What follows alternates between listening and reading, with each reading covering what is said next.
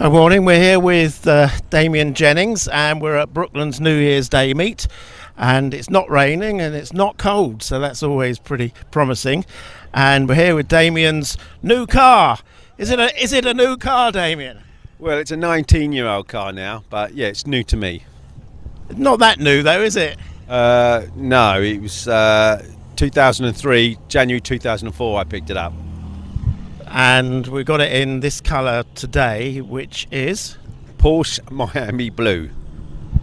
And it wasn't this colour originally, obviously, so talk us through your colour changes on this one. Well, when I bought it, it was X-Power grey with the grey roof, leather trim, lovely little car. I bought it, didn't have nothing to do with MGs, just drove it for a two-seater car. And then 2009 I saw an article about driving MGs around London, so I just phoned up the number and it was the car club and joined it, bought the hat, bought the jumper, and see the results. Love it. And there we are. So this has only just come out of an extensive respray. That's right, a month ago, yeah.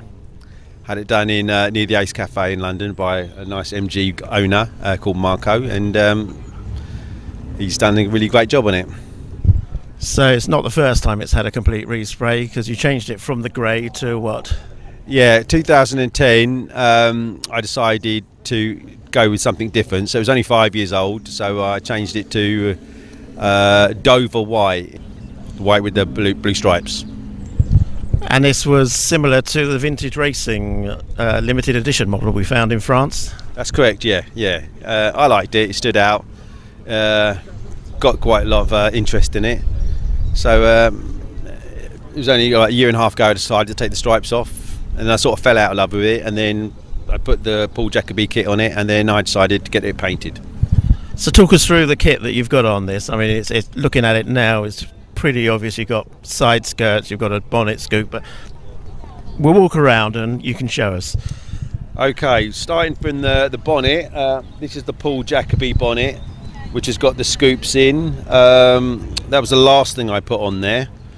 The bumper is a standard bumper, and all I did is remove the centre line out and then put the grille in, which is the same grille which was at the bottom here. I just modified it to fit this. The spoiler itself, the front spoiler, used to have the Seat Leon splitter, and now it's the Paul Jacoby front splitter. And all I've done is moulded it when I put it in. I bonded it all the way right round. I don't know, this might be the best way to go this. On the side we fitted again the same kit, was the Jacoby side steps. Again, I don't know if you can see that. I bonded it all the way in, so it's not a removable piece, so it's all done there. The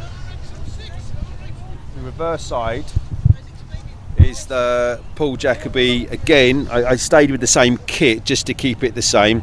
Was the rear diffuser. Again, I didn't want it so to be with the little gaps and bits in it, so I actually moulded it and bonded it, and I trimmed it so that it folds all the way in, so you didn't have the extra piece that comes around on the sides. I cut them out so I could bond it all the way through, and then when I had it painted, the idea was to go with the black trim, so I've had all this done in satin black.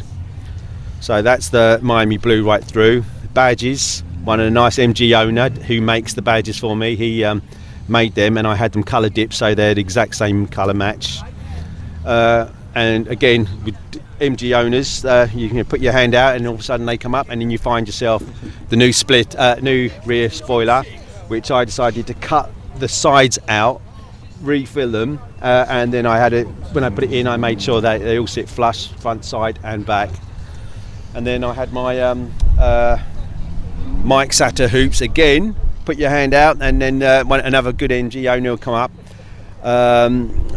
Will say that he's got a set available. So thanks to Andy Partridge for all those lovely parts. And then I just had them painted and took them apart and then repainted them satin black. Right. Sanded them and just give them a good once over. No, they look nice on the back there, don't they, as well? You've done a little bit on the interior. Yes, I don't really, if I'm honest, I'm not sure about the pocket.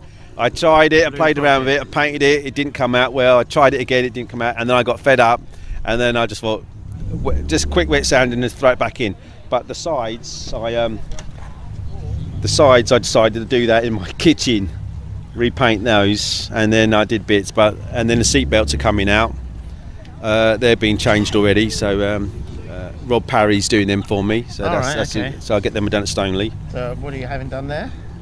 Colour? Different colour. He's going with the jade. It's like a jadey, bluey green, which will go with this. But again, this colour, when I photograph it, it comes out. It looks a different shade.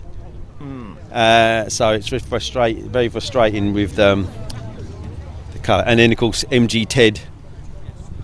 Well, he's got his jumper on. MGTF got a brand new. Got a matching jumper. he got his knitted jumper. So that was very nice of the lady that did that for me.